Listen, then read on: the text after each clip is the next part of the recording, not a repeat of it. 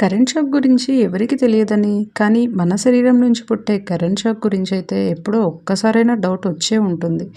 దాన్ని మనం static electricity అంటే నిలిచిపోయిన విద్యుత్ అంటాము. మనం సింపుల్‌గా చెప్పాలంటే మన బాడీలో చాలా యాటమ్స్ ఉంటాయి.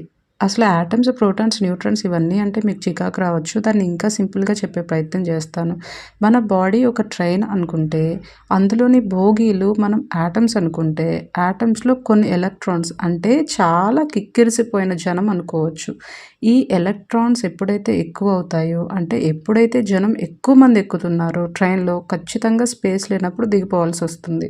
అలాగే ఈ ఎలక్ట్రాన్స్ కూడా హెవీగా మన బాడీలో ఫార్మ్ అయినప్పుడు ఈ నెగెటివ్‌లీ చార్జ్డ్ ఎలక్ట్రాన్స్ షాక్ రూపంలో బయటకి విడుదల చేస్తుంది మన బాడీ. దాన్నే మనం స్టాటిక్ ఎలక్ట్రిసిటీ అంటున్నాం.